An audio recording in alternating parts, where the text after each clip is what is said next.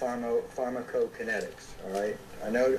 This is. I'm going to mark this as VE. I think it's also a people's exhibit. Just.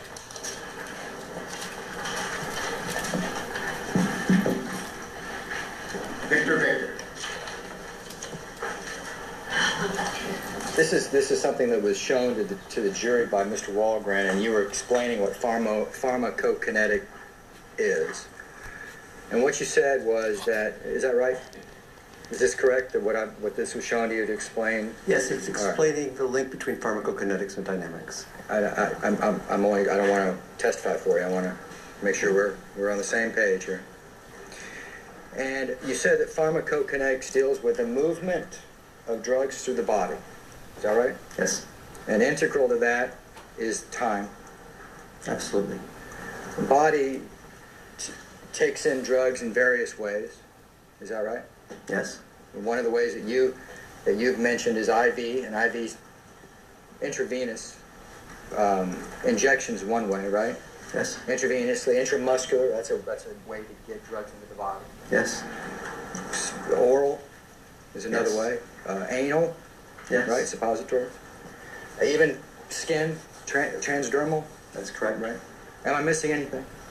Inhalational. Inhalation. Good. Transmucosal. And in all of those circumstances, there is dosing involved in getting those things into the body, getting those drugs into the body, right? Yes. And not just dosing, not just amounts, but also the number of doses matter, right? Dosaging. Yes, the number of doses matter. If I were to take one pill, in your calculations, if I were to take one pill, you would calculate perhaps the concentration of that in the body based on one pill, right? Correct. If I were to take one pill and then 5 minutes later take another pill, you would do a different calculation. Yes. Okay. And that is pharmacokinetics in determining concentration from dosage. Correct. So am I right about all of that? Yes. Okay.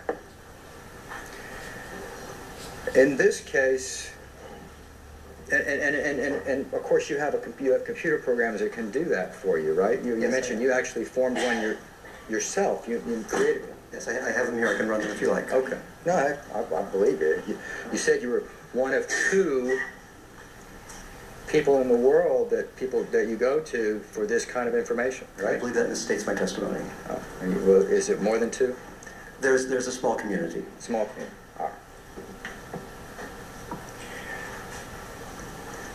The computer programs that you have created and others can help you determine concentration from dosage.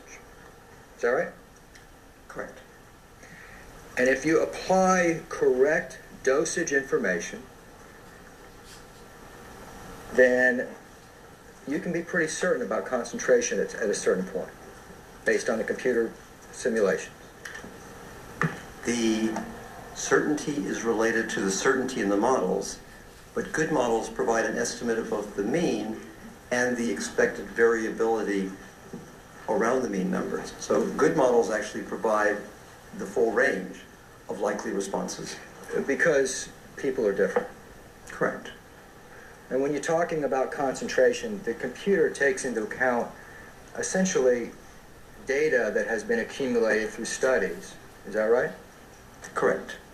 And this data are based on human beings that are studied in certain, experiments and studies. Is that right? That's correct. All right.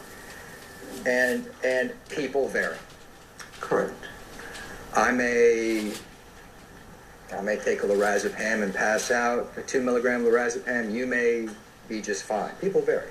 Not that much. But that's why you need to take a mean of that. Is that right? The mean is a typical response, and it's actually called the typical value. And it's intended to be a representative response where ideally half of patients would be above and half would be below. So it's intended to be the typical response. It typically is not the mean because the distribution is not a normal distribution, a technical detail. Now, I didn't understand hardly anything you said the last 2 days, but I do understand mean. Isn't that average?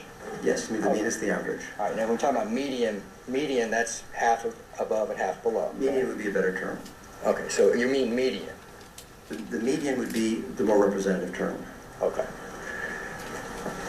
Now in this case, you were asked to do a little something different, though, weren't you? I don't understand the question. Well, you weren't given dosage in all of your simulations and asked to determine concentration. You were given concentration in some of these simulations and asked to determine dosage. That's correct. There are no records of dose. Now, your computer models that you